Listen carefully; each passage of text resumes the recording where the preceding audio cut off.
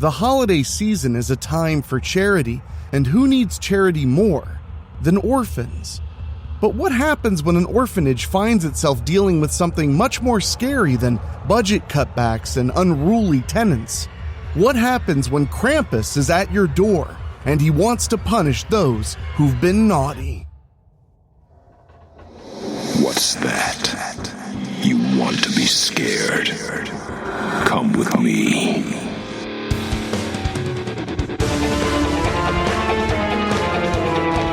You will experience tales of horror, ghosts, and death. It is not recommended for the weak at heart. Listen in the dark. It's more fun that way. This is Weekly Spooky.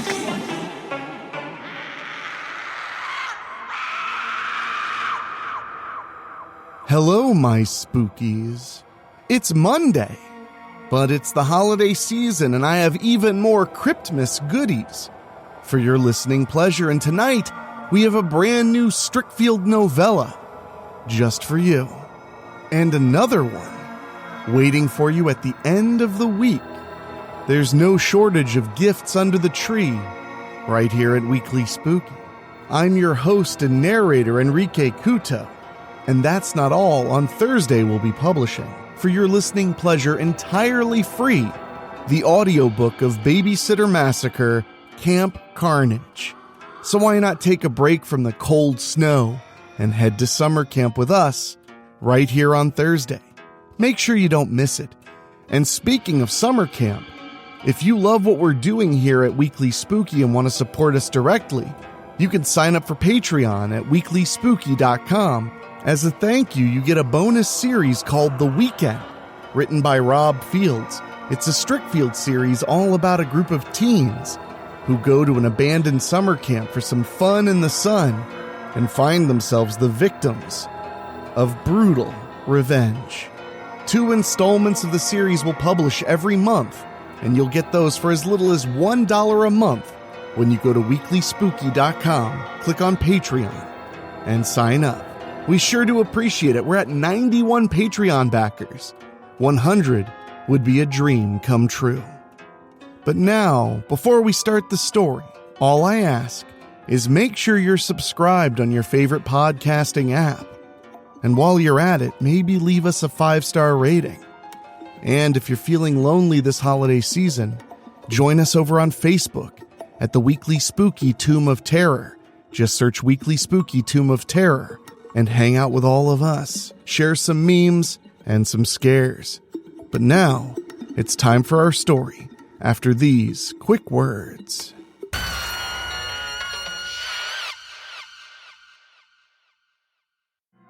Home Sweet Horror by Rob Fields. Part 1. Bailey Downs. I can't believe I totally messed up on the dates.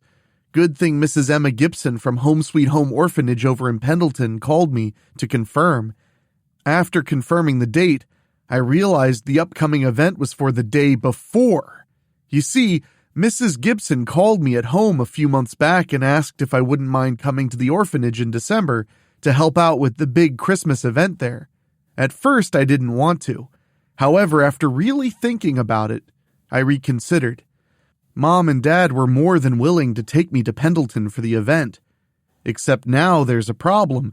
The event is going to be on December 16th, which is a Saturday. I thought it was on Sunday the 17th. When I told my parents about the mix-up, they told me they wouldn't be able to take me on the 16th because they'll both be too busy. Dad's working mandatory overtime at Strickfield Automotive, and Mom's got to deliver mail and won't be done until later in the afternoon. If you can find another way there, Bailey, then you can go ahead and go to Pendleton, Mom told me. Otherwise, you better call Mrs. Gibson back and clear things up. Like I said, I really don't want to do the event, but 2 things. It's a Christmas celebration, so it would be morally wrong to back out. And 2, and only a select few people know, I was adopted. I don't know the circumstances to where I ended up at Home Sweet Home, but I do know I was there from when I was a baby and only known as Bailey. I grew up in the orphanage until the day came when Monty and Vera Downs came in looking to adopt a daughter. I was 7 years old at the time, by the way. But they took one look at me, and the rest was history. I ended up leaving to go to Strickfield with them 1 week later, and officially became Bailey Downs. I actually laughed last night when we watched A Christmas Horror Story at Ariel Mirren's slumber party. Funny thing, the town in that movie and in Ginger Snaps are called Bailey Downs. Lucky me. Believe it or not, I'm probably one of the few cases where being in orphanage care actually wasn't bad. I was never mistreated in any way. It was nice to have other kids to play with and everything, and Mrs. Gibson and the rest of the staff were very motherly to all of us. I suppose I agreed to come back to the orphanage because Mrs. Gibson kept in touch with me after I was adopted. In a way, I'd kind of like to visit there again and see how things are there now. So I'm sitting here in the living room and racking my brain trying to think of a way I can get a ride to Pendleton. At first I thought about calling a ride service, but after hearing Mona Abels tell me how expensive an Uber was for her and her mom to get to North Ridgeway a few months ago, I decided not to go that route. And then a rather risky idea hit me. Getting a car wouldn't be a problem. It's the driver that I'll have to do some convincing on. I sigh and pull out my smartphone. I open the texting app and tap my thread with mouse. I message her and ask if she can call me. When I don't get an answer after several minutes, I'm thinking she's probably busy doing something and not looking at her phone.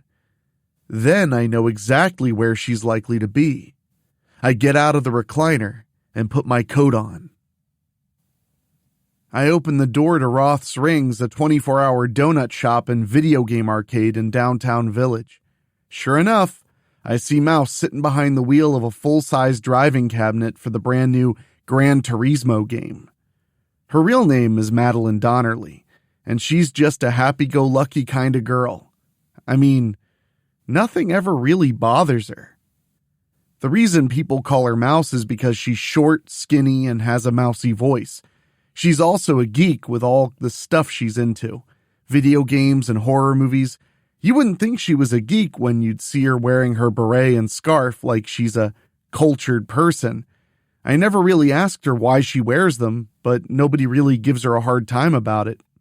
Plus, she drinks coffee, the same way her mom does. Let's just say she's very mature for a 7th grader. I know you're probably thinking I've got a screw loose somewhere, but Mouse is the only shot I got. Like I said, she's a fellow 7th grader at Strickfield Junior High, but that little squeaker can actually drive a car. You should have seen Mouse on Halloween night when we were checking out the legend of Crybaby Bridge and found the legend to be true when Abigail Tomlin's ghost was chasing us down. Mouse found this beat-up car and ended up driving it to save all of us. Okay, we didn't quite get away since the tire blew out, but she really surprised me that day with how well she was driving. This is going to take some real convincing on my part, but I think I can do it. I wait until Mouse finishes and wins her race, then she reaches out for her cup of coffee on the stand next to the game and sees me standing there. "Oh, hey Bailey, how you doing?" she asks. "What brings you in here?" Then she looks out. "Where's Mona and Ariel?" I'm here alone, actually," I tell her. "I was wondering if I could talk to you for a little bit." Mouse comes out of the game. "You okay? Is something wrong? You in trouble?" I quickly shake my head. No, nothing like that. I mean, okay, yes, I'm kind of in trouble." I quickly raise my hands in front of me. "Don't worry. It's nothing real bad. I'm just in a bit of a bind and need your help. So, can we talk?" Mouse points to a table in the far corner. "That good?" I nod. Before I sit down with Mouse, I order a peppermint hot chocolate. I don't want the girl behind the counter to think I'm loitering. After I get my drink, I sit down with Mouse and tell her my problem. Mouse has this weird look on her face when I'm done. "So you're saying you want me to drive your dad's old SUV to Pendleton?" You do understand I was only driving that night because of... I quickly raise a hand in front of me. I know, Mouse. Believe me, I remember. I sigh and lower my hand. You're really my only hope here. It's a Christmas celebration at the orphanage, and I really want to help out there. I know asking you's a long shot, but you're the only one I can turn to. I can pay you money to drive if that's what you want. Aw, it ain't that, Bailey. If I recall, you did tell me in the car Halloween night that we ain't old enough to drive. What if something happens and we get pulled over?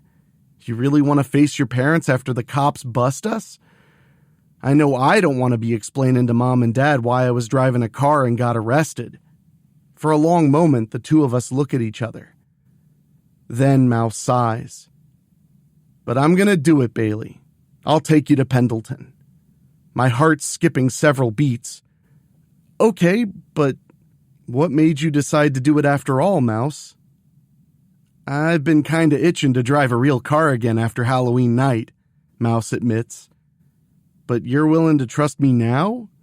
Hugh and Bailey weren't too trusting of me that night, you know. Like I said, you're my only hope. I'm willing to do a big favor for you or give you money if that's what you want. Mouse and I talk about it some more. Ultimately, she's willing and we make a plan. I can't believe what we're going to do. We're really doing it. Sounds crazy, right? But I'm just not willing to let Home Sweet Home Orphanage down. It's Friday at school. I'm walking the halls with my very best friend Mona Abels and telling her about what's going down. I expected Mona to give me her odd look. I know I could have kept this quiet. Like I said, Mona's my dearest friend, though. Little Mouse is going to drive you to Pendleton? She asked for the 5th time. Yes, already. You want me to write it on your palm? I snap. I'm desperate here. Mona sighs. I can't believe I'm going to say this, but I'm coming with you. You don't have to, I tell her. Somebody's got to look out for you in case that wicked little rodent crashes the car. She raises her finger. Not up for debate, Bailey. I smile. Okay. You can come. Then I see the worried look on Mona's face. Uh-oh. Things just got bad. Turn around. I do, and we both see a very angry Ariel Mirren coming right at us. Where is he? Who? Mona asks. Who do you think? Carter Cross, Ariel yells. Last I saw him, he was sitting in the cafeteria with Horton, Chapman, and Chunker, I say. Ariel quickly pulls out her smartphone. Look what Carter just posted on Facebook. Look at it. Mona and I both see a video of Ariel and her little cousin Stuart at Roth's Rings. She bought him a slice of pie and a soft drink. Little Stuart was in a really foul mood since he ended up throwing both the pie and the soda at Ariel. The soda was the worst since it exploded all over her. Carter had to have been there since he recorded it. The comment said, Little Stewie treats Princess Ariel to a Coke. Ariel growls. Then we carefully follow her when she marches right to the cafeteria. Sure enough, Ariel finds Carter right where I said. Soon as he sees a very angry Ariel coming, he quickly gets up and moves to keep a table in between him and her. Ariel points right at him. You are so dead, Carter Cross. Carter raises his hands in front of him. Hey, Princess, it ain't my fault you'd rather wear your Coke instead of drink it. What did you do? Tell the kid he couldn't come to your royal palace anymore? Then Ariel gives him an evil grin. I should just drop that little goober off at your house. Then I can post on social media how he runs around and destroys everything while you're losing your mind. Carter laughs. I don't think your little cousin would like being among us peasants. Now Ariel looks at Richie Horton, Bill Chapman, and Brian Chunk. What are you three snickering about? You think this is all funny? She points right at them. Remember, you're in my school. You three will know your place here. I don't see your name out there on the sign, Chapman says. Last I checked, it says Strickfield Junior High School. He's the rough-looking guy with the buzz haircut. Yeah, there ain't no school named after any Mirrens in Strickfield last I checked, Horton adds. He's the skinny toothpick of a kid with circular lensed glasses. Then Carter points at her. But you could probably buy the sign and rename it to Princess Ariel Mirren's Royal Peasant Camp. Ariel suddenly points right at him. Oh, you! Everybody puts their hands to their ears when Ariel belts out her infamous scream that can be heard throughout the whole building and could probably wake the dead. Ariel and Carter are both circling each other now. I'm trying to get their attention, but neither of them are wanting to look my way. Hey, we got company, Chunker calls out, helping me. He's the heavyset guy who's always wearing cargo shorts and the open Hawaiian shirt over a t-shirt. When Ariel and Carter both look at Chunker, he nods in the direction. Before Ariel and Carter know it, Principal Benjamin Van Diest is right there. You two again, he demands. What is it this time? Then he raises his hand and shakes his head. You know what? I really don't want to know. He points to Ariel. Get to class. Ariel's face is really red now. Then she points to Carter. You just wait. Ariel storms out of the cafeteria. Then Principal Van Diest waits for Carter to leave. Next, he looks at the rest of us, but doesn't say anything. After a little bit, he leaves and goes back to the office. I'm sorry you guys had to see that, I tell them. Chapman waves me off. Yeah, we're used to Ariel Mirren by now. Yeah, we've known her for years, Chunker says, even before we disappeared last year. Mona and I both nod quickly. She's your friend, we get it, Horton says in his squeaky, nerdy voice. Anyway, we've dealt with way worse people. I know. Abigail Tomlin, right? I ask. Then I wink. Chunker was in the middle of drinking his pop when he spits it out. What? Aw, come on, Bailey. Yeah, that ain't nothing to be joking about, Chapman agrees. Then Mona gives me that look again. Really? I smirk a little. Okay, I take it back. My bad. Something on your mind, Bailey? Chapman asks. You kinda got that look. Mona and I have been hanging out with these guys since all of us rescued them from Abigail Tomlin on Halloween. They're really good guys. Yeah, Chunker likes to eat, same as Mona, but he's really gentle. In a way, I think he's kinda cute, like a teddy bear. Mona and I sit down with the guys and tell them what's going on. You should see the looks on their faces when I tell them Mouse is driving us tomorrow. You realize how crazy that sounds, right? Horton asks. Madeline Donnerly? I know, right? Mona agrees. Man, I'd love to see her drive a car, Chunker says. Chapman turns to him. Seriously? You've been eating too much of Denoyer's sweet potato pie again, haven't you? What? You wouldn't want to see Madeline Donnerly driving a car? Horton cuts in. I've seen her playing those car games at Roth's Rings. I really think she could do it. Chapman gives his buddies his evil eyes. Then he gives them to me. How about you let us tag along and see for ourselves? At first, I'm not keen on the idea, but then I figure Mrs. Gibson would love to have the extra help at the orphanage. So I tell them that's the only way they can come along. I'd have expected them to scoff and say no way, but they're all quick to agree, so it's going to be the 6 of us going to Pendleton. Tomorrow. With Mouse driving. Did you hear that? Better check the locks on your doors. Weekly Spooky will be right back.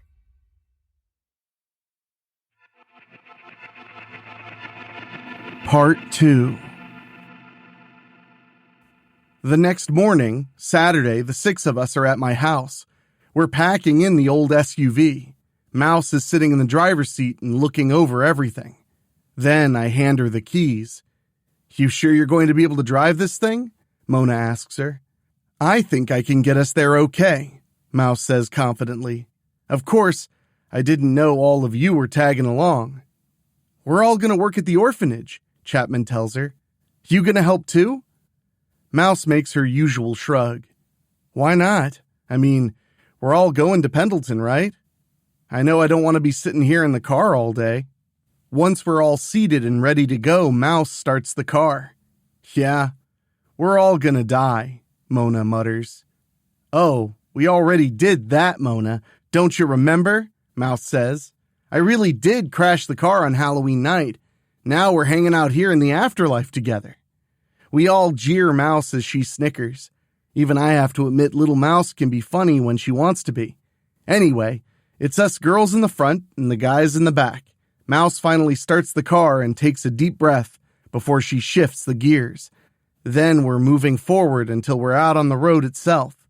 So far, so good.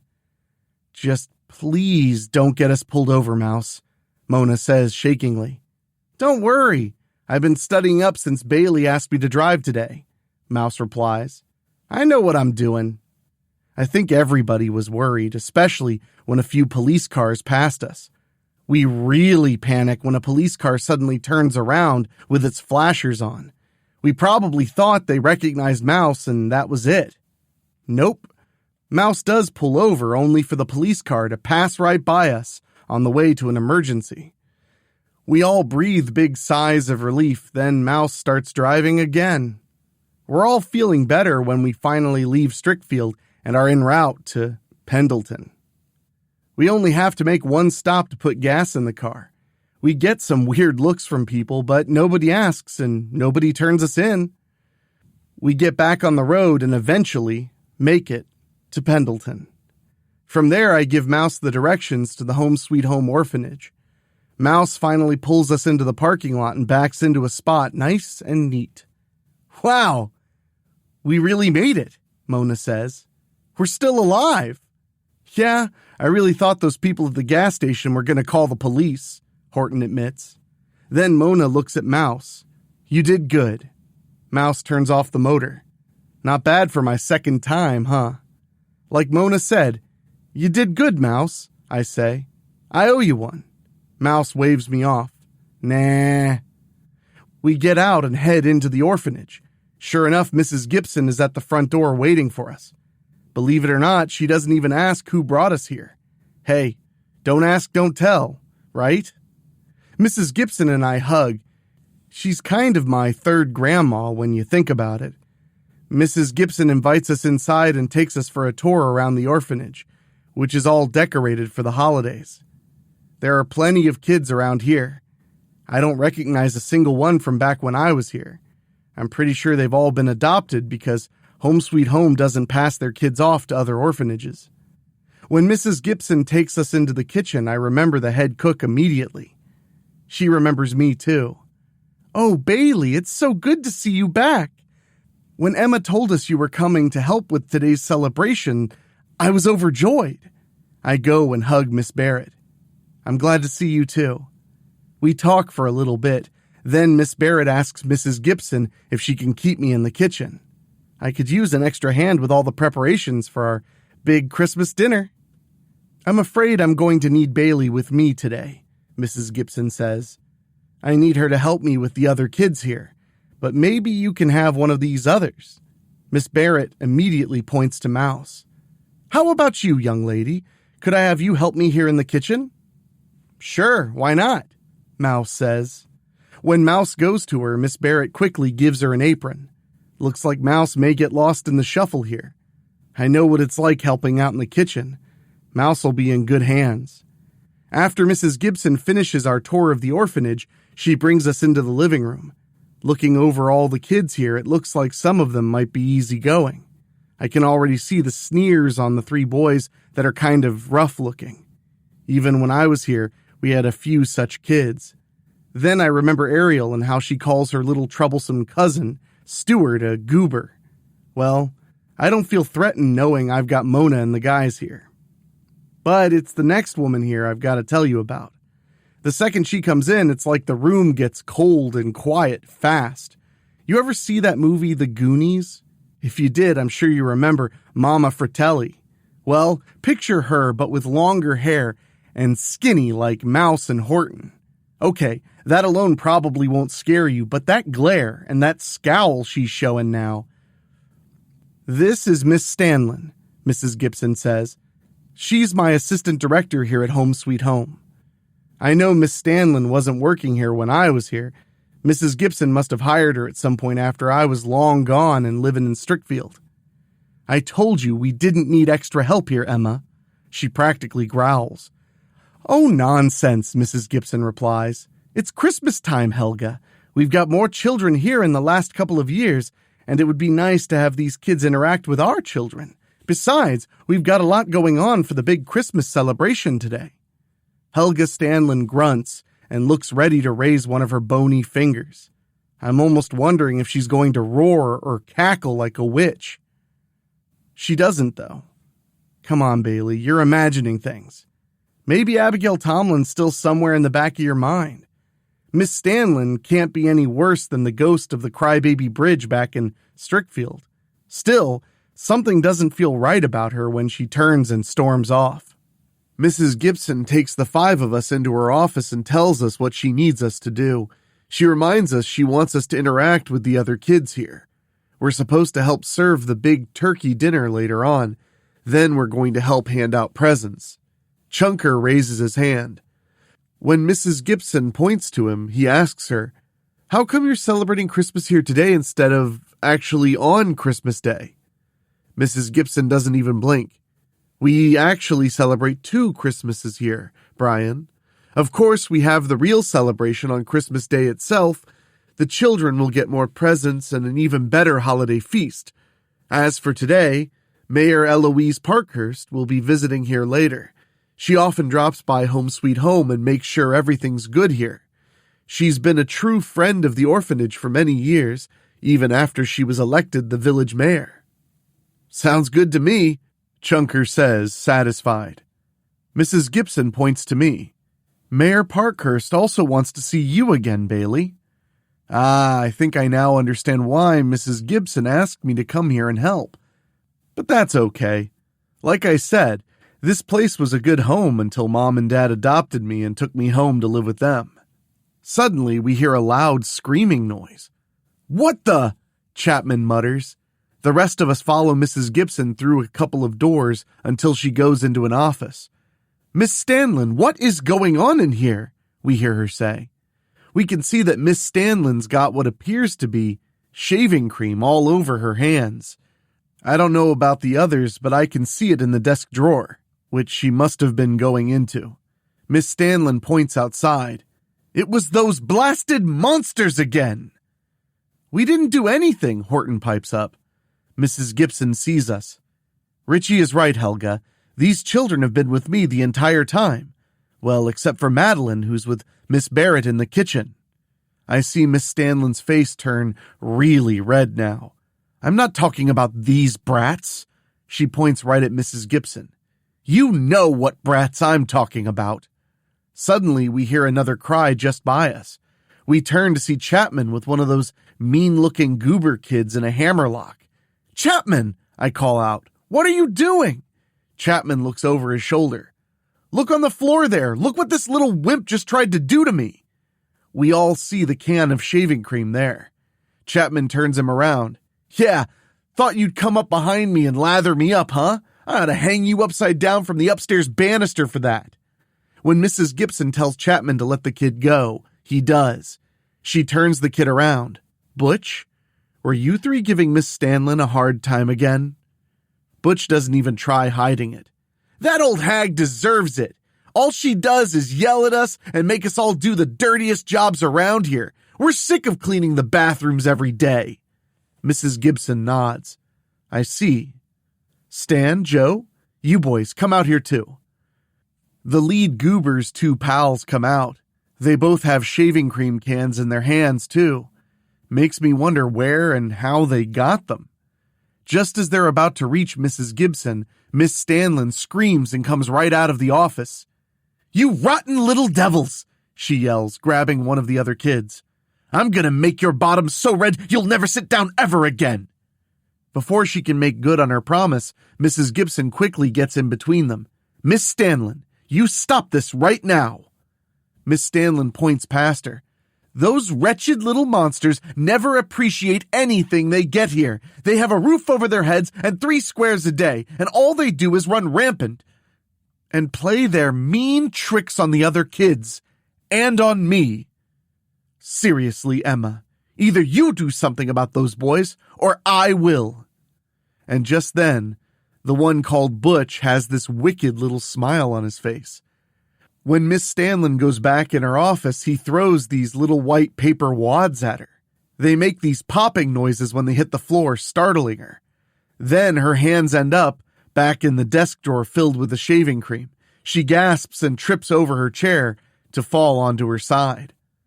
Mona and I quickly go into the office to help her up, but she's grabbing things that fell on the floor and throwing them at us. We quickly back off and get out of the office. We see Miss Stanlin's all right when she gets back up. With her hands slickened with shaving cream, she nearly slips on the desktop and falls again. She doesn't, though. When Miss Stanlin sees those 3 goobers pointing at her and laughing it up, she points right back at them. "You just wait, you rotten brats. You're going to regret the day you ever started messing with me." "Yeah, whatever, you old hag," Butch returns. Now Mrs. Gibson is upset and points to the 3 goobers. "Go into the main living room, right now." When they don't obey her, Chapman moves up to Butch. "Since you got rocks in your head, let me tell you what she means." He shoves Butch. "Move it!" Butch and his 2 friends know Chapman means business and do what he says. Seeing the looks on their faces, they're planning something else, possibly on Chapman. I'm going to have faith in him since he doesn't let even Ariel Mirren get to him. I notice the look on Mona's face, not because of what Chapman's doing, but because we both feel something real bad's going to go down.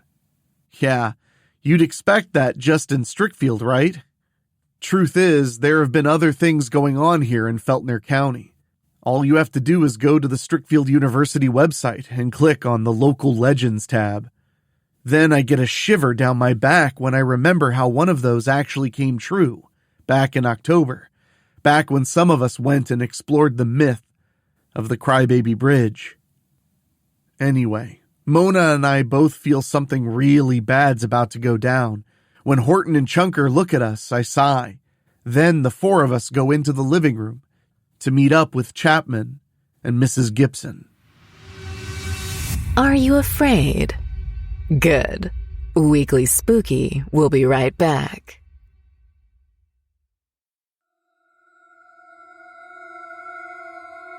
Part 3. Helga Stanlin had just finished washing all of the shaving cream off of her hands. She had just finished cleaning out her desk drawer prior. Helga wasn't always the menacing figure the children assumed she was. What few people knew was that Helga herself had grown up at the Home Sweet Home Orphanage. Unfortunately for her, no potential parents would ever adopt her. As she got older, it was clear that she would still be an orphan, going into adulthood. Helga never let being an orphan bother her since she had a warm place to live and 3 meals a day. Even the other kids who were there with her at the time never gave her any problems. In fact, they were her friends and family. But the years went by and many of them had been adopted or had grown to adulthood and ended up leaving.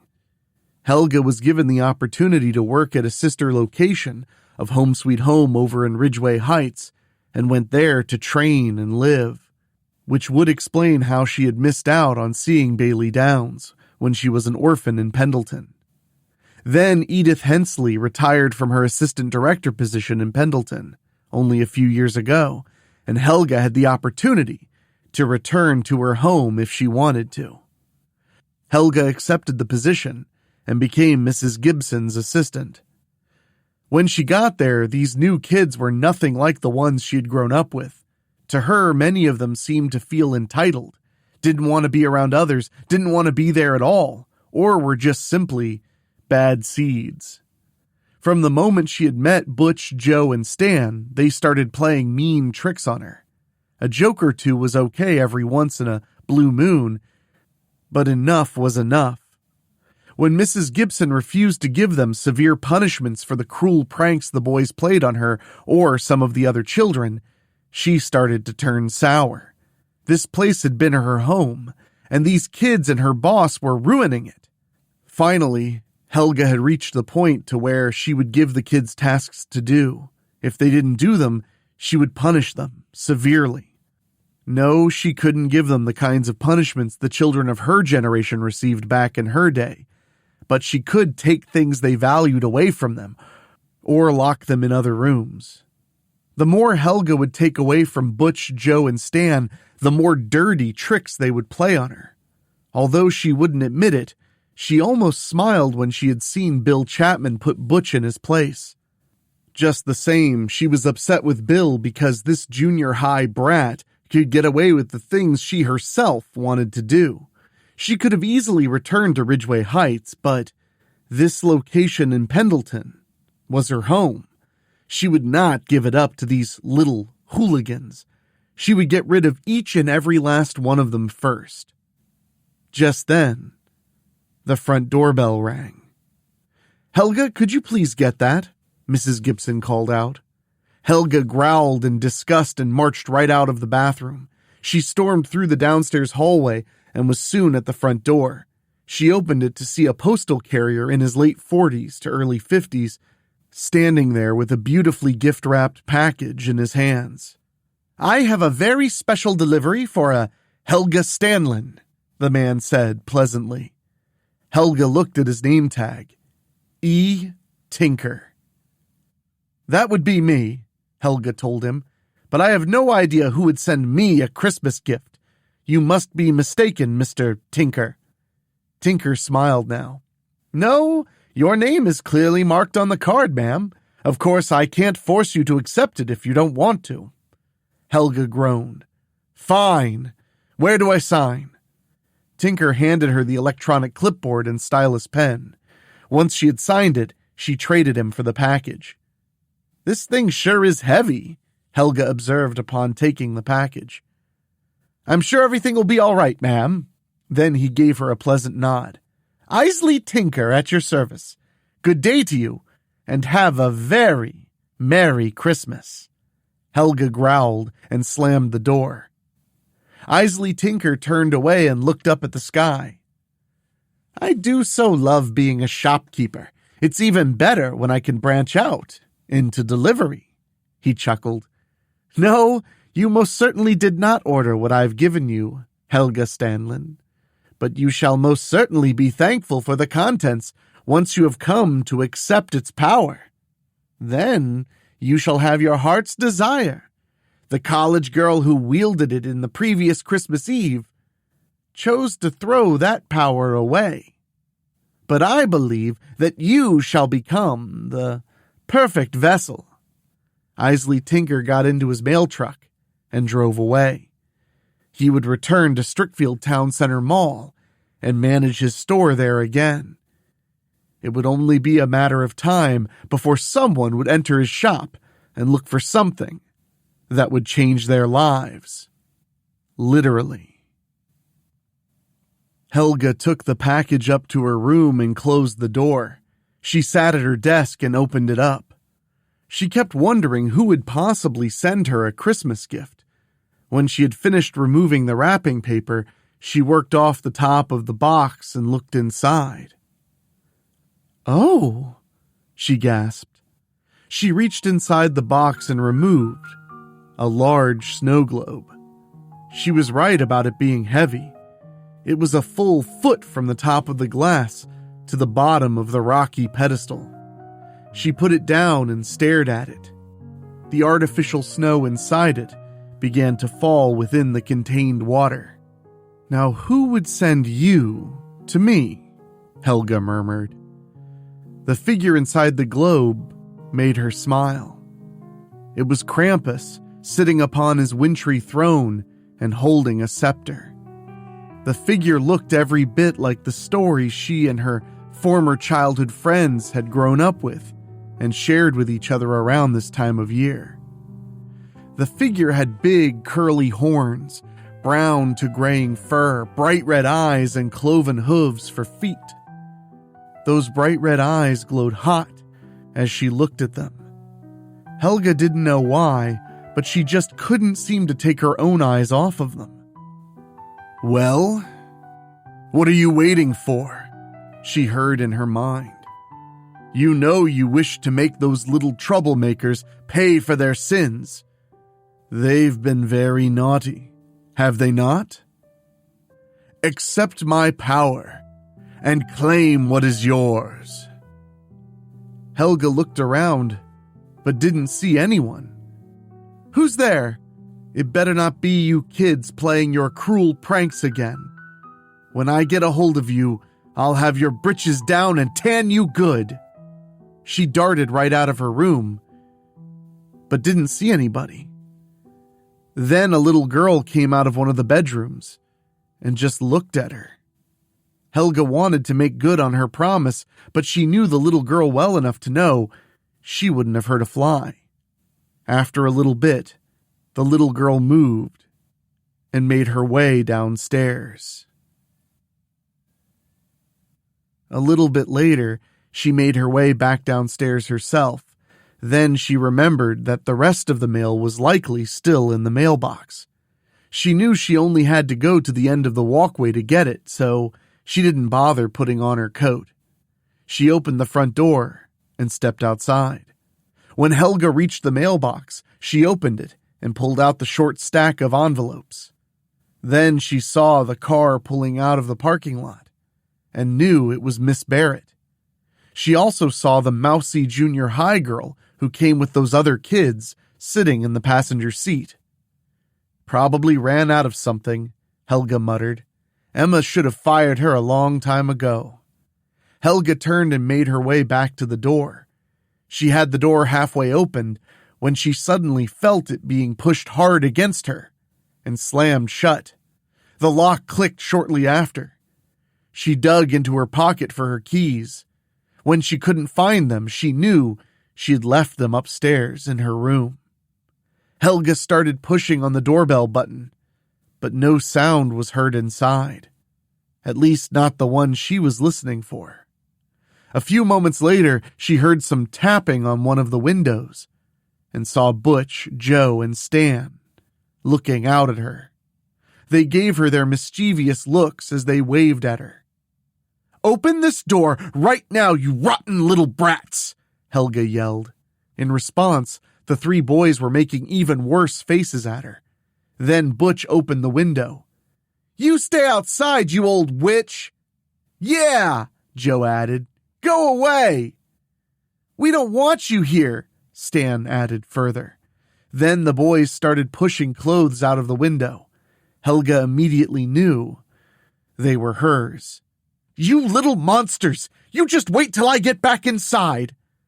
The last thing the mischievous boys threw out was the snow globe she had just received. "When I get back inside, I'm going to see to it you never leave your bedrooms ever again!" Helga yelled. "Yeah, but you ain't never getting back inside," Butch teased. Suddenly, the front door opened up. Helga rushed right in and saw Brian Chunk standing there. Then she grabbed him. "You rotten little boy," she yelled. "I'm gonna tan your hide." "What? I didn't do nothing," Brian returned as he broke loose from her. "I just came by and heard yelling outside, so I opened the door to see what was up." Just then, Butch appeared and saw Helga had been let back in. Then he pointed to Brian. "This ain't none of your business, fat stuff." He looked back at Helga and made a hideous face. "You want to fight? Come and get me, you ugly old bat." Helga turned and went straight after Butch. As she was about to grab him, the other two boys sprung out of their hiding places and came together to make Helga trip over their backs and hit the floor hard. Then the three troublesome boys came together, pointed down at Helga, and laughed. Brian Chunk pushed right past them and went to help Helga up. That was when the boys moved and jumped him from behind. However, they had greatly underestimated Brian. Not only was he taller than all of them, but he was also strong. True, he looked overweight on the count of loving to eat, but he also exercised and lifted weights. Brian had no problem getting the troublesome boys off of him. Before Butch and his pals could come at Brian again, his friends came to his aid. When they saw Bill Chapman, they knew they didn't want to tangle with him again. "Miss Stanlin, are you all right?" Mrs. Gibson asked when she finally arrived on the scene. Brian Chunk and Mona Abels were trying to help Helga up, but she shoved them away when she was almost to her feet. She pointed right at Mrs. Gibson. That's the last straw. I have had it with these little brats. Miss Stanlin, we do not call them that here at... Mrs. Gibson started to say. But they are! Every last one of these rotten children here are just that. Rotten. Especially those 3 little boys. Then she heard the voice in her mind again. Come back outside and pick me up. Accept my power, and you shall have your revenge. Helga marched to the front door and opened it. Not wanting to waste an opportunity, Butch quickly moved up behind her and shoved her back outside. Everybody could hear Helga fall down the front steps. Then Butch closed the door and locked it. When Helga was picking herself up off the snowy ground, she saw something glowing nearby and went to it. She found and picked up the snow globe. As before, the Krampus figure's eyes glowed brightly. As she looked into them, she could hear the voice in her mind one more time. Those children deserve to be punished. There are no good children in that house. All you have to do is accept me and invite me in. Use my power, Helga Stanlin. Yes, Helga replied quickly. Yes. Then Helga's own eyes began to glow brightly as she felt the incredible surge of energy flowing from the snow globe and into her body. It was then when she started to feel herself transforming. She groaned with pain when her muscles started to burn as they swelled. Her bones began to grow. Her skin turned white, and she was growing 2 very large horns out of the top of her head. Gray fur was starting to form, and her feet were transforming into hooves. Her eyes were now just as red as the figures in the snow globe and were glowing. She looked at her hands and saw they were now claw-like. When the transformation was complete, she was still holding the snow globe. She moved to a nearby tree and reached up to break off the branch that she wanted. Then she put one end of the branch to the bottom of the snow globe and watched them fuse together to make her staff. Krampus turned and looked at the Home Sweet Home Orphanage as a whole. Those naughty children shall pay for their sins soon enough. But first... Krampus raised the staff to the sky. Moments later, wintry storm clouds came together fast. Soon the winds were blowing hard and heavy snow was coming down fast. Krampus knew that eventually traveling would be next to impossible. Everybody would be trapped inside the orphanage.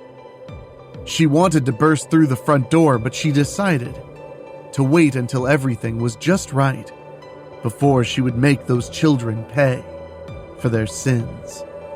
She wanted to take them back to her lair and make them stay in her many cages there, forever and ever. You shall pay for your sins as well, Emma Gibson. You've let those monsters get away with everything for far too long. Then she saw a car turning into the parking lot and knew who it was immediately. Seems the mayor of Pendleton has arrived. This night shall prove to be most interesting.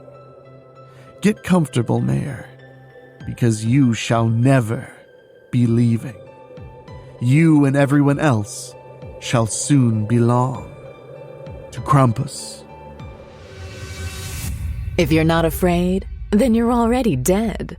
Weekly Spooky will be right back. Part 4. Perspective Bailey Downs. Mrs. Gibson has those 3 goobers sitting down in the main living room. Listening to her, it sounds like Butch, Joe, and Stan have been nothing but trouble. Joe and Stan both came here a month apart a few years ago and seemed to be distant from everybody. As soon as Butch came along, he ended up getting with those 2. Since then, he's been their fearless leader, and together they've been causing all kinds of problems here. Looking at them, they don't seem to have any remorse for what they've done. especially to Miss Stanlin. Yeah, they're making their wicked little smiles. Go figure, they're probably around 9, maybe 10 or 11, and they act like they run the orphanage. When Mrs. Gibson emphasizes how they've driven many potential parents away, she tells them she really doesn't know how much longer she'll be able to keep them there. "Can't hear you, old lady," Butch says. "Not listening," Joe adds. "Forget it," Stan further adds. A moment later, an important-looking middle-aged woman walks into the living room. When Mrs. Gibson sees her, she points to the boys. "You 3 will stay right here and not move a muscle." "Whatever," Butch says defiantly. "We'll do whatever we want." But when they try getting off the couch, Chunker, Mona, and Chapman are right there to make them reconsider. Those goobers only scowl at my friends, but they can't really do much to them since they're bigger and stronger. The important-looking woman is definitely younger than any of the staff women we've seen working here. She's about my mom's age. In fact, I know her. Then I realize something. "Hey, have you guys seen Miss Barrett or Mouse?" I ask. Mrs. Gibson raises her finger. "Oh dear, I'm so sorry. I should have told you all. They just left here. Miss Barrett went to Strickfield to pick up some things and took your friend with her." The important-looking woman takes off her coat. "I hope they'll be all right, Emma. The weather just got really nasty all of a sudden." "Are you serious, Eloise?" Mrs. Gibson asked. "It wasn't that bad when I looked outside a little while ago. When I pulled in here, it was snowing really hard, with heavy winds." Eloise points to a nearby window. "See for yourself." Mrs. Gibson goes and looks outside. "Oh my." She turns back to Eloise. "It wasn't supposed to be like this. The news said it was supposed to be a clear day. I can't believe how dark it looks outside. You'd think it was night, and it's only going on 1. She sighs and turns around. "Guess you can't always trust the weatherman." Then Eloise looks at all of us. "Are these your helpers for today?" "Yes," Mrs. Gibson answers cheerfully and introduces us. Then she tells us, "Kids, this is Mayor Eloise Parkhurst, a huge supporter of Home Sweet Home. She's been the driving force behind us keeping our doors open." "Indeed," Mayor Parkhurst agrees. "My husband and I have adopted and are raising 2 children from here." Then she points to me. "And I do remember you, Bailey. Come here." I go to her so we can hug. "It's nice to see you again," I say. "Indeed," she replies. "You've really grown since I last saw you the day you left here with your new parents." When we finish our hug, Horton goes and looks outside. "Geez, you were right, Mrs. Gibson." He turns to look at us. "It really does look like it's night outside." Mona hugs herself and shivers. Why do I get the feeling things are going to be bad? I put my hand on Mona's shoulder. "Hey, it's okay. We're all here together." Only now, I'm a little scared myself. I hope Miss Barrett and Mouse make it back here safely. Then Chunker turns and moves to the window to see for himself. "Aw, man, how'd it become night all of a sudden?" Horton shrugs. "Your guess is as good as mine." As Chunker turns back around, the window seemingly explodes right behind him, and these 2 hideous claw-like hands grab him. "Come to me, you little porker." Chunker screams and fights to lean forward. "Help!" Then he screams again. We scream ourselves and quickly move to help Chunker. We grab hold of him and pull back with our combined weight. "There's no use trying to help your friend. He belongs to Krampus now. I'll place him in my sack and take him back to my lair with me. You shall be caged up forever and ever. All of you shall soon belong to Krampus." Chunker screams again. "Get your hands off me! I ain't going nowhere with you!" Then Mona makes a very bold move and slips in between that thing and Chunker. "Let him go, you ugly monster!" She growls and kicks that thing right in the face, making it finally let go of Chunker. We all cry out and fall on the floor. Snow and heavy winds are blowing into the orphanage. Looking at those 3 goobers, they're not looking as cool as they thought they were. When the thing reappears in the broken-out window, we're all screaming now. Then she points to the 3 goobers on the couch. "Just give me those boys right there, and you may get to enjoy your Christmas after all." "What are you?" Mrs. Gibson stammers. Then she makes this weird look. "Helga? Is that you?" The thing laughs. "There is no more Helga Stanlin. Now, there is only Krampus, and I want those mischievous boys. You can either give them to me, or I'll just have to come in there and claim them myself." "Why are you doing this, Helga?" Mrs. Gibson demands. The goobers quickly stand up on the couch. Then they move over the top and stand behind it. Next thing we know, they turn and run away screaming. "Because you refuse to punish them, Emma. How many times have you let those brats practically get away with whatever they wanted to here?" She raises her hand. "Well, now you don't have to do anything. Krampus shall do what you were unwilling to do." Krampus laughs a long, horrible, evil laugh before she comes in through the window. We all scream again and scatter in different directions. Horton and I run down one of the downstairs hallways into another living room area. "Hey, this place is big enough to have 3 of them." "Oh man, oh man, oh man, oh man, oh man, oh man, oh man!" Horton practically breathes out. "Why do things like this keep happening?" Before I can answer him, Krampus is suddenly coming in behind us. She points at us and says, "Your souls belong to Krampus now." Horton and I both scream again and run into another hallway. It seems like Krampus is practically floating after us. We both have the same idea and start pulling stuff to the floor to try making the monster stagger. "You 2 naughties might as well just jump into my sack." "No way!" I yell. "Get away from us!"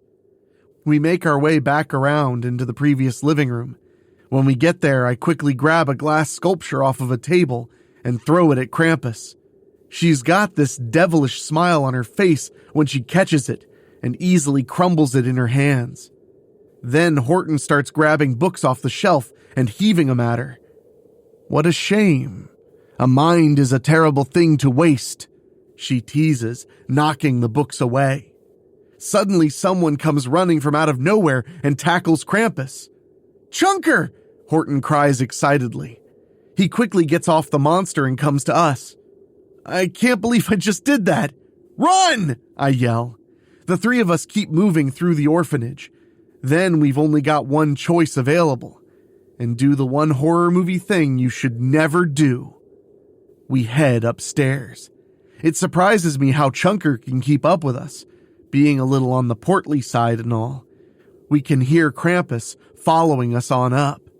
"Help me!" Chunker yells. At first I'm thinking he's in trouble. When I turn around, Horton's moving to Chunker to help him push a big, heavy shelf down the stairs. I quickly move to help them. "You really need to just stop," the demon groans. We get the shelf to tumble down the stairs at Krampus. It slams into her and makes her hit the wall hard. We turn and keep running. "Where are we going to run to up here?" Horton yells. "Follow me," I tell them. "I know my way around this place." I lead Horton and Chunker down to the end of this hallway so we can take a quick left and keep moving.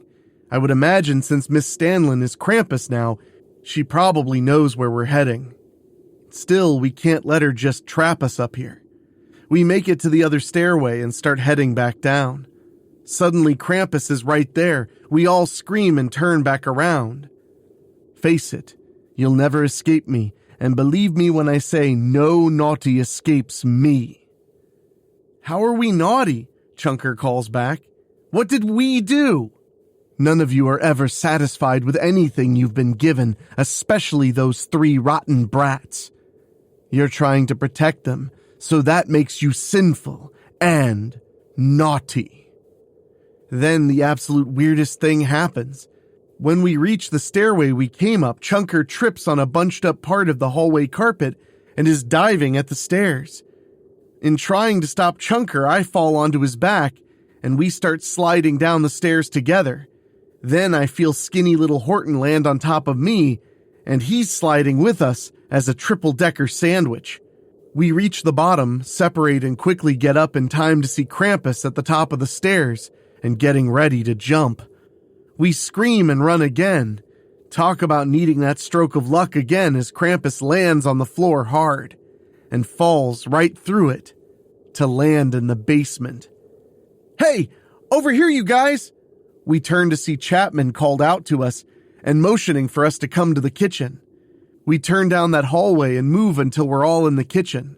Mrs. Gibson, Mayor Parkhurst, and all the other kids, and our other two friends are all in there. Chapman and Mona work to slide the big metal door shut. "Of course," I quickly say, realizing I should have remembered this orphanage uses the kitchen as a tornado shelter. I really have been away from here for too long. "What, you want to come live here again?" Mona cracks. I laugh a little and gently slap her shoulder. Then I notice those 3 goobers ain't in here with us. Chapman sees the look on my face. Yeah, they ended up going into the pantry over there and locking it behind them. They got most of the food in there and won't open up. Mona walks to the door and punches and kicks it. "Open up, you stupid little goobers!" "No, you're all stupid!" Stan jeers from behind the door. "Yeah, that thing can get all of you," Butch adds. "We ain't opening up." Chapman slams his fist into the door. "Yeah? Clearly you dummies ain't thinking things through. If that monster gets all of us, how long do you think it'll be before she'll be coming right through this door to get you? Especially when it's you 3 she wants," Horton adds. Then we hear Butch making mocking noises at us, kind of like those squeakers tend to do if you run into any when you're playing video games online. Now a little girl comes up to me and holds on to me. I'm scared. I squat down to give her a gentle hug. Hey, I'm scared too. We all are. But we've got to be strong if we're going to get through this. Chunker asks Mrs. Gibson, "Any ideas what we can do?" She gives Chunker a confused look. I can't believe any of this is real. "You and me both," Mayor Parkhurst tells her. Mona turns to them. "Yeah? Be glad neither of you live in Strickfield. This sort of thing tends to happen all the time there." She looks at me now. I'd rather have to deal with seeing Bloody Mary again than face down Krampus. I nod quickly. At least Bloody Mary only scared us. Then I'm looking around for Mouse and the cook, and then remember. At least Mouse and Miss Barrett are safe. "They won't be if they end up coming back here," Horton says. Suddenly we hear a huge thud at the metal door. "You really think this door will keep Krampus out? Foolish mortals. All I want are those 3 rotten little boys. Just give them to me, and I'll leave you here in peace." Yeah, like we're stupid enough to believe that. She was just chasing Chunker, Horton, and me. She's going to try and grab all of us before she's through here. Then Mona states the obvious. We got 2 choices here, the way I see it. 1, we either try and tough it out in here. 2, we gotta try and get out of here. Before Mrs. Gibson can say anything, Mona raises her hand up in front of her. I know, it's easier said than done with that nasty weather out there. Thud. Boom. Bang. Crash. Then I have an idea. What about using the bus outside? Even if we could get everybody there, there's no guarantee the bus will start or that we'll be able to get away, Mrs. Gibson counters. Well, we can't just stay here, Mrs. Gibson, Chapman states boldly.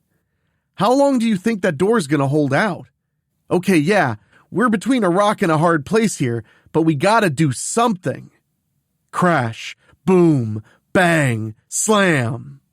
If only Mouse were here to drive, Mona groans. Mrs. Gibson, can you drive the bus? I ask her. When she's still looking scared and confused, I slap her on the arm. Mrs. Gibson, snap out of it! She finally does and looks right at me. I'm sorry, what, Bailey? Can you drive the bus if we can get it started? I repeat. Oh, yes I can, but how will you get out there to start it? she returns. Horton raises his finger. I think you just answered your own question, lady. Chapman steps up next to him. Horton's right, ma'am. You got the keys? We can go out there and see if we can fire it up.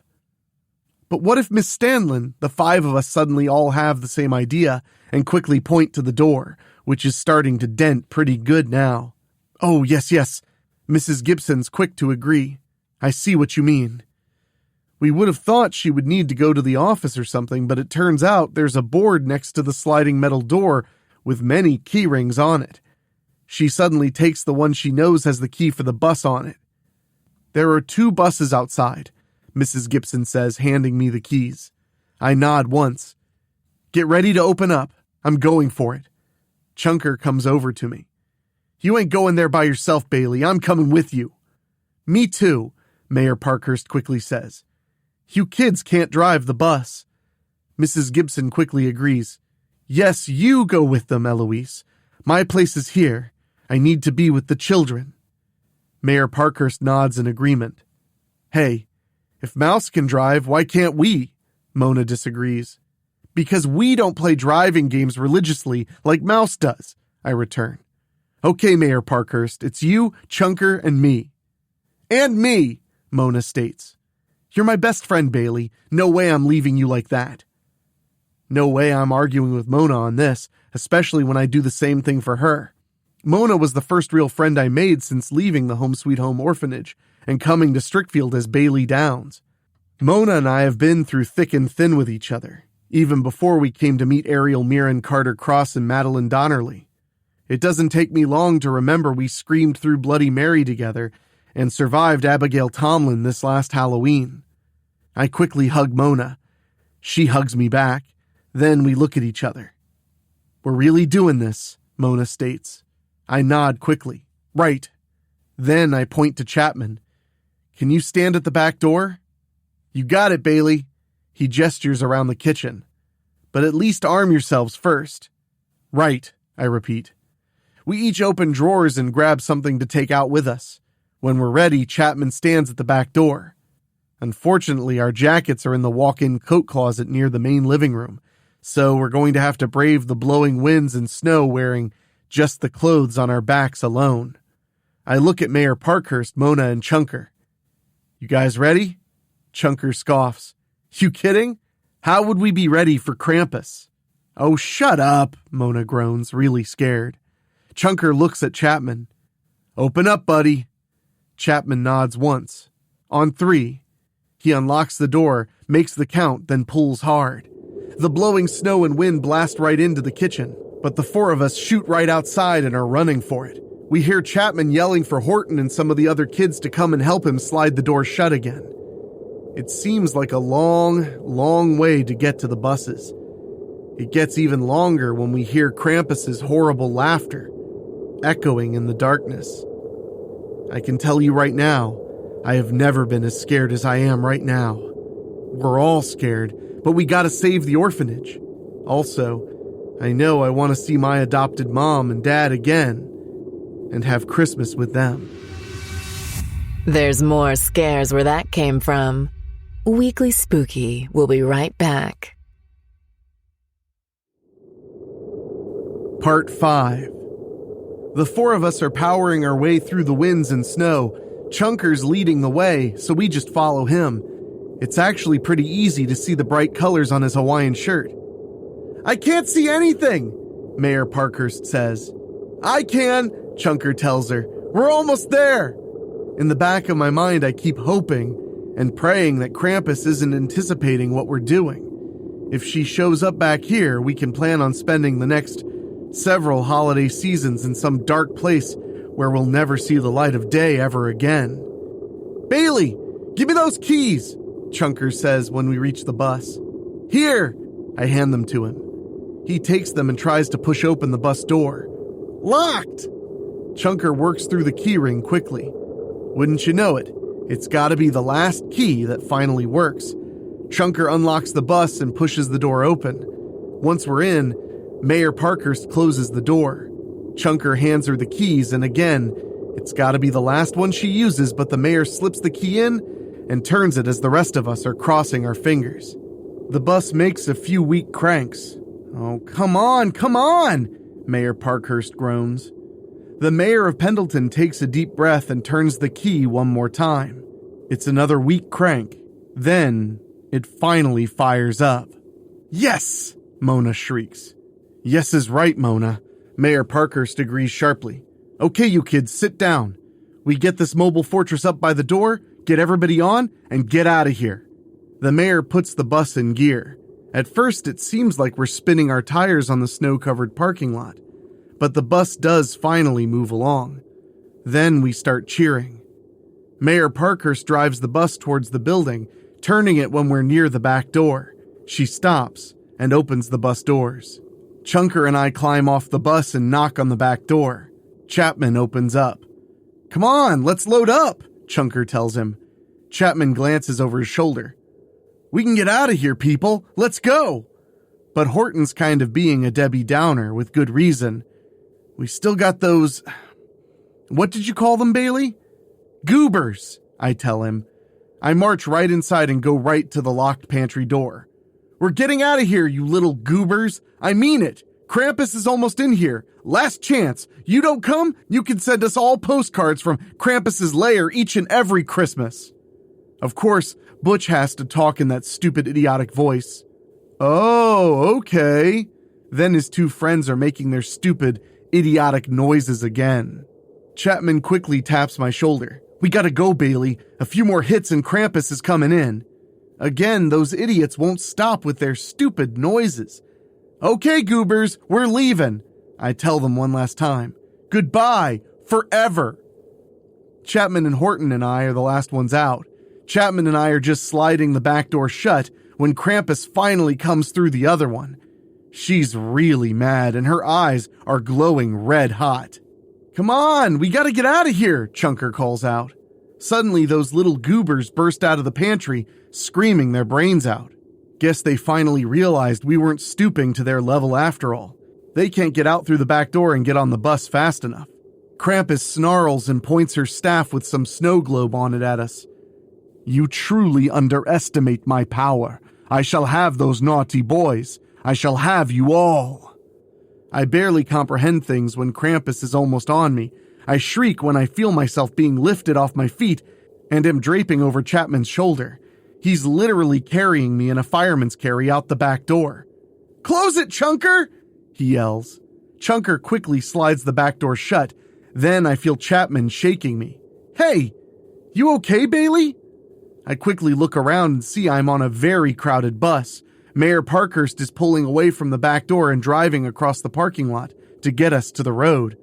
I look back at Chapman and nod quickly. Yeah, I'm okay. I'm sorry, I really thought Krampus had me. That's how close she got. Thank you for saving me. Chapman nods back. We're getting out of here. Go faster, stupid! Butch tells the mayor. Chapman grabs him and plants him in a seat. Fact check. The roads are dangerous out here right now. One wrong move and we'll turn onto our side. Where would we go then? Again, Butch makes with the dorky noises. He quickly shuts up when Chapman gives him a mean look. At last, Mayor Parkhurst pulls out onto the road. Then I remember I have my smartphone and pull it out. Oh no, I mutter. No signal. The storm must have knocked out the cell towers. I can't text Mouse and warn her to stay away from the orphanage. Suddenly, Horton's got this weird look on his face. What the? He scurries to the back of the bus and looks out the window. Guys? We have a huge problem. The other kids who see what Horton's seeing are screaming now. Mona quickly comes up behind him. Then she turns to look our way. He's right. Krampus has a sleigh and some zombie-looking reindeer pulling it. I can't drive any faster, Mayor Parkhurst groans. I'm barely keeping this bus on the road as it is. When the goobers start doing their stupid stuff again, I quickly say, maybe we should take these three and throw them out the back. I'll bet Krampus would finally leave us alone. That definitely shut those goobers up, and I mean fast. This road ends up ahead, Eloise, Mrs. Gibson warns her. You'll have to turn the bus. I'm aware of that, Emma, the mayor quickly replies. Hang on. When we reach the intersection where this road ends, Mayor Parkhurst has to try and turn. Unfortunately, the roads are too snow-covered for her to make the turn at the speed she's driving. We end up going through the intersection and over the curb. The mayor hits the gas and drives right across the open area. "Do you know where you're going?" I ask her. "Little lady, I'm the mayor of Pendleton," she replies. "I know this village like I know my own house, don't worry. I don't plan on getting us caught. You want to get back to your parents in Strickfield, and I want to get back to my husband and my kids. Hang on!" "Look!" Chunker yells, pointing straight ahead. The mayor gasps when Krampus's sleigh and zombie reindeer pull across the way to block us. The mayor's still keeping her lead foot on the gas. I get it. Trying to stop the bus might cause us to turn sharply and make us flip onto one side. On the other hand, Krampus is going to have to move or be moved. Or not. Krampus hops off the sleigh and quickly stops the bus dead in its tracks. Before any of us can think of what to do next, Krampus pulls off the hood like it's a cardboard top. Then she reaches in and rips the huge motor clean out so she can toss it over her shoulder like an empty soda can. "End of the road. Everybody out," Krampus jeers. She walks to the bus doors and rips them off. She looks in and points right at Butch. "You belong to me, you little naughty." Then Krampus sees the bus is getting more and more empty. Turns out Horton opened the emergency door in the back as Mona and Mrs. Gibson got everybody to go out. Now all the kids are running for their lives. "No, I shall not be robbed of my prizes," Krampus declares. Suddenly Krampus drops her staff and walks to tip the bus onto its left side. I have a gut feeling about that staff. Without even thinking of whatever repercussions may result, I dive right out of the bus entrance and hit the snow. Then I get up and grab Krampus's staff. I just turn in a direction and run for all I'm worth. "You dare?" Krampus roars, so loudly that the force actually knocks me down. I quickly get back up, still holding the staff. "You want those goobers or me, Krampus?" Krampus comes after me now. "Give me my staff, you little naughty. I shall have your soul for this, Bailey Downs." I'm still holding on to the staff when I turn and run again. I hear Krampus roaring behind me. The next thing I know, I get clipped and am being shoved into the snow face first. Krampus is incredibly strong as she holds me down while trying to take her staff back. "Let go," she demands. "No," I yell back. Suddenly, Krampus lifts me right off the ground and slams me onto my back. I groan when I feel the wind get knocked out of me. I can't move. Just as Krampus grabs her staff, she gets taken down for the second time today by Chunker. He quickly gets off her and grabs the staff. Then I feel Chapman lifting me up into a fireman's carry. "Let's go, Chunker!" Chapman yells. I'm going, he yells back. Chapman's running with me like I'm a pillow. I know he works out like Chunker, but he doesn't look as strong as Carter Cross. Yeah, I ain't complaining. He got me far away from Krampus. "Man, it's really freezing out here," I hear Chunker groan. "You think?" Chapman returns. "Just keep running. You're gonna be okay, Bailey." Then I'm starting to feel I can move again as I'm getting my wind back. The guys manage to make it to a nearby building and move by the loading docks. "You can put me down now, Chapman," I tell him. "I'm okay." Chapman does. "You sure you're okay?" I nod. "Yeah, I'm fine now." "What do we do with this thing?" Chunker asks me. "You went after it for a reason, Bailey." Chapman gets it. "I'm thinking without this, Krampus doesn't have any power." "You're right, Chapman, that is what I think," I agree. "Krampus will come for us before she goes after the others, even those goobers." Suddenly, Krampus drops right down in front of us. "I'll take that now." I leap at Krampus and let her catch me. "Run, Chunker, run!" Chapman and Chunker both turn and run. I hold on to Krampus's face, hoping to blind her so she can't see where the guys ran off to. Krampus eventually proves too strong and grabs hold of me. She lifts me high into the air and throws me really far. I land on snowy ground and feel the wind get knocked out of me again. "No! I can't move." But I groan and grit my teeth. I won't let Krampus win. I push to sit up with all the determination I can muster. Then I feel myself finally sitting up. I use more willpower and force myself to get to my feet. I fall to my knees, but I force myself to stand again. I can only manage short trots as I'm trying to run. Before long, I have my wind back again, and I run to find Krampus. When I get back to the loading docks, I see the cloven hoof prints and know where to follow. Soon I see she's caught up to Chunker and Chapman. She's about to take the staff away from Chunker when I run to them and snatch it up myself. Nah, can't catch me, I jeer at Krampus. I know I can't outrun that monster. If she easily caught up to me first, then the guys, she'll catch up to me again. I have one last-ditch idea I can try. I'm scared for my life, but I'm also determined. I never forgot what happened on Halloween night, when Bloody Mary showed up to save us from Abigail Tomlin. Just seeing that made me want to be a better person. I stopped trying to be more like Ariel. I've been trying so hard to be nice to others. Well, now's my big chance to really do some good. I can keep Krampus here with me and make sure she doesn't get the others. What do you think you're doing, child? Give me back my staff or I shall rip it from your hands, along with your very soul. I tighten my hands on the staff. You can't have it. Really? All of this because of 3 rotten little kids who don't know any better? Give me a break. We've all done stupid things in our lives. I know I have. You know what? I may be doing something really stupid right now, but I'm doing it. I feel my anger now. You ain't getting this staff back, Helga. Krampus roars at me and knocks me down again. Then I feel myself being lifted up along with the staff. Now I'm looking Krampus right in the face as I'm hanging off the staff like a pull bar at a gym. You are mine, Bailey Downs. You shall never return to your family again. I growl with anger and determination as I hold onto the staff and push my feet to kick off her stomach. Then I come back into her while still holding the staff and give her a kick real hard in the gut. She's momentarily stunned, but she drops me and the staff. I pick myself up and hold onto that staff tight. Krampus comes for me again, but I lash out and hit her with the snow globe. I can't believe how fast Krampus goes down. Chapman and I were on the same page.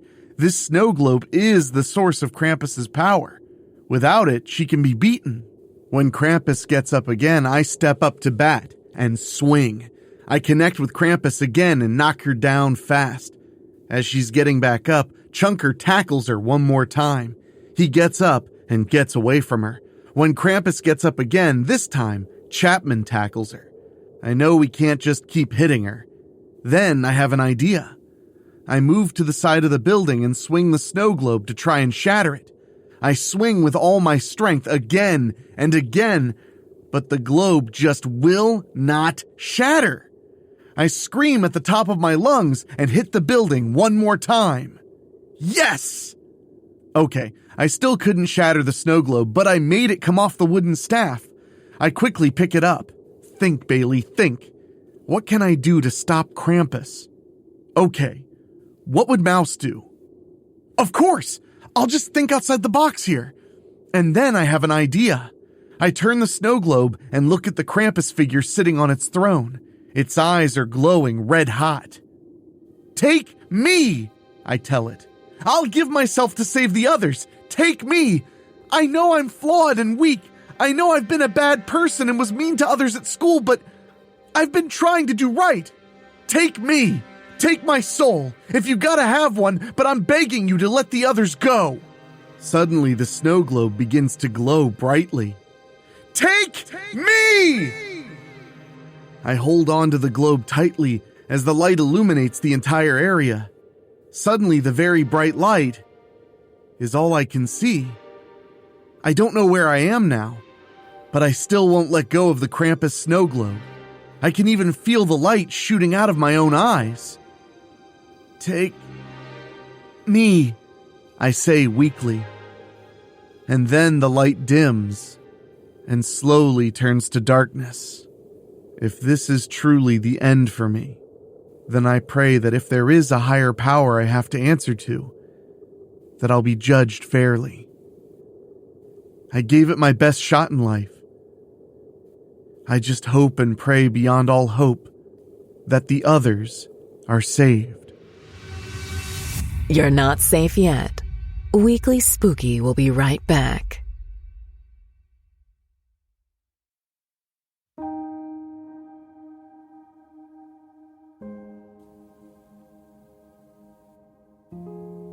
Epilogue. Perspective, Bailey Downs. Mouse can't believe the story I'm telling everybody as she's driving us back to Strickfield. Wow, you really met up with Krampus? She gawks. She's telling the truth, Maddie, Horton says, backing me up. Yeah, why would we lie about something like that? Chunker adds. Never said you guys did, Mouse replies. And I wouldn't call you a liar, Bailey, not after our meeting up with Abigail Tomlin on Halloween. And Bloody Mary back in September at Ariel Mirren's sleepover, Mona adds. I finished the story with a little help from Chapman and Chunker. Turns out after I passed out, the disastrous winter weather suddenly just stopped dead. When Mayor Parkhurst and Mrs. Gibson found us, they found me unconscious with the Krampus snow globe in my hands. Not too far away, they found Helga Stanlin back to normal and lying in the snow. Mayor Parkhurst took care of everything since cell signal was miraculously restored. Only thing I can figure was that Krampus got pulled out of Helga and back into the snow globe. Also, the night that happened during the afternoon ended up becoming daylight again. We ended up getting the orphanage cleaned up and still having the Christmas celebration. It was a little late, but better late than never. As for the 3 goobers, they were given a choice. Either they could help clean up or they could be shipped off to another orphanage.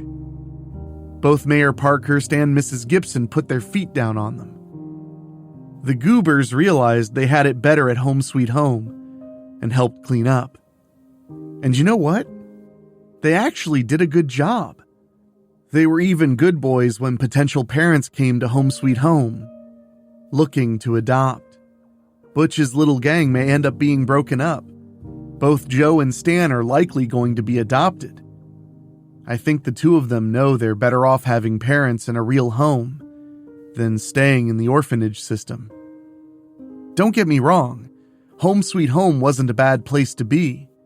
Again, I was glad I had a roof over my head, good food to eat, and people who really cared about us.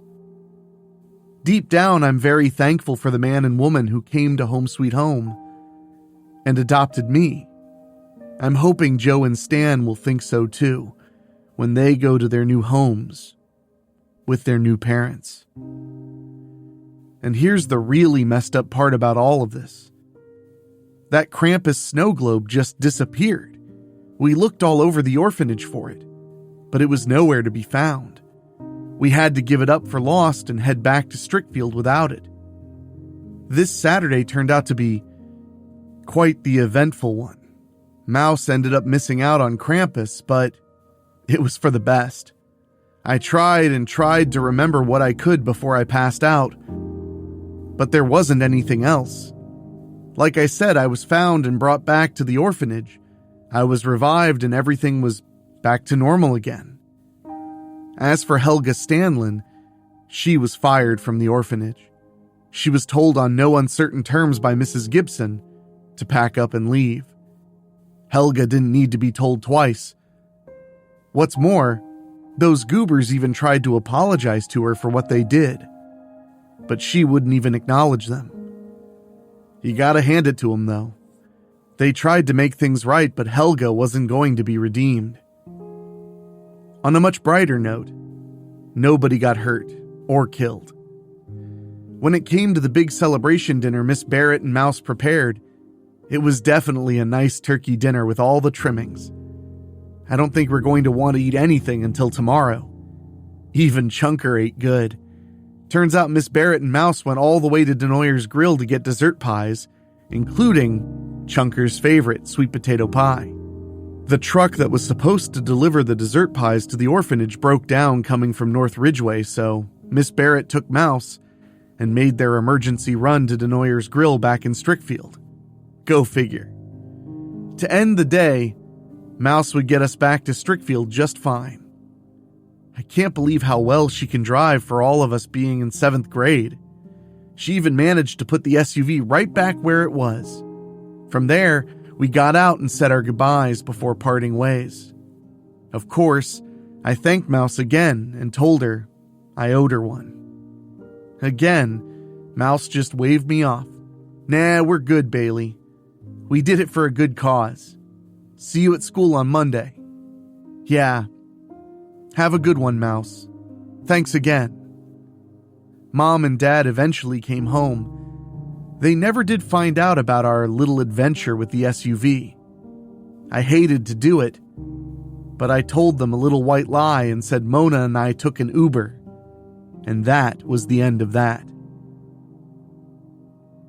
We went through our final week of school before we went on Christmas vacation. Then we ended up having another adventure just before Christmas Day. Horton, Chapman, and Chunker weren't part of this one. But let's just say it was another one where we barely made it by the skins of our teeth. Of all the things that could come and cause trouble for us, it was an old-school VR video game console that was possessed by some really advanced code that came to life. And that's all I'm going to say on that. Christmas Day finally came. I would have a wonderful dinner with the man and woman who adopted me, whom I gladly call Mom and Dad. I've been told by my friends that our home is a small one, but Mom and Dad made more than enough room for me. I excused myself from the table and went to my room for a little bit. I felt so emotional about my life and my adoptive parents, I cried for a little while. I've been trying to be the best daughter to my adoptive parents that I can be. Believe me when I say I'm very thankful for everything I have. That was the biggest lesson I took away from the Home Sweet Home Orphanage, then and now. I finished crying for joy and returned to the table. After dinner, we sat down in the living room and watched some Hallmark Christmas movies on TV. Later on, Mona came over and we hung out. My parents never care that Mona comes over. I'm also very thankful for Mona. Like I said, she was my first real friend that I made since being Bailey Downs. Mom and Dad got me wonderful presents like they always do, but Mona and my parents continue to be the very best gifts that keep on giving. I know I'll always have my parents, but when it comes to Mona, I truly hope we never lose touch with one another, even when we move into adulthood and go our separate ways. But I'm overthinking things, ain't I? No, I better stick to the here and now. Mona and I are lying on my bed and watching a few Christmas horror movies together. And guess what? Right! We're actually watching Krampus. Yeah, I know. Call us crazy. Afterwards, we watch a Christmas horror story again. I already told you we watched this one at one of Ariel's Friday night sleepovers earlier this month, but Mona and I wanted to see it again. Like I said, it's one of the few horror movies where the town is the same name as mine. And this one does have a few stories about Krampus in it. Even though we went through that horrible ordeal with the real thing, we're still here and doing the things we love with each other. When it comes to the Home Sweet Home Orphanage, I actually found myself missing that place when we left. Mrs. Gibson and Mayor Parkhurst both asked us if we'd consider coming back next holiday season to help out for their big celebration. We all promised we would. Mouse said she'd even drive us to Pendleton again as long as we could get a hold of another car. I really am happy and thankful for everyone and everything in my life. I love Halloween and Christmas just the same and always look forward to celebrating them both, even if we've got ghosts and demons chasing us down. Speaking of which, I have the feeling this won't be the last time we're going to be dealing with such things. Mona and I are going to finish Christmas together, enjoy the rest of our holiday break with the rest of our circle of friends, and then return to school. And you just know we're going to be heading into some other wild adventures down the road. In other words, we're going to be back again. In the meantime, Merry Christmas.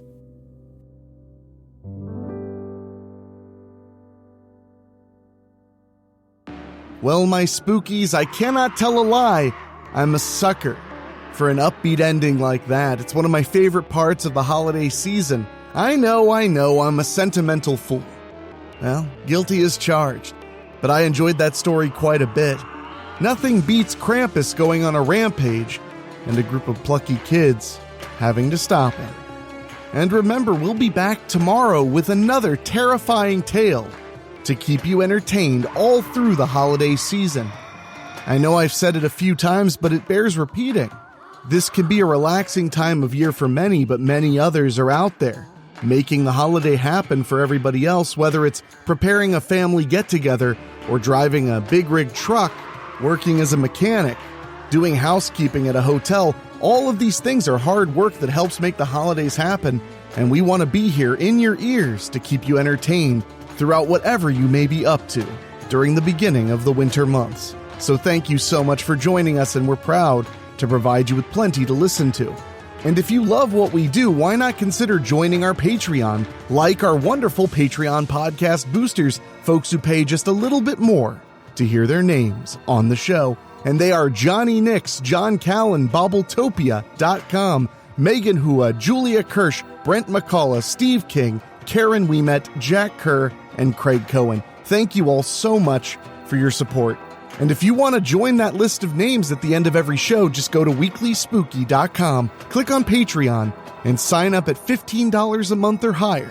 But remember, as little as $1 a month gets you all kinds of bonus content, including the brand new Strickfield series, The Weekend, publishing 2 episodes every month. But now, my spookies, it's time for me to get back to work. So you all have a wonderful day. For myself, for my producer Dan Wilder, my composer Ray Mattis, and of course our executive producer Rob Fields, I will talk at you tomorrow. Thank you for listening. Make sure to find your way back next week. But for now, you are safe. Trust me.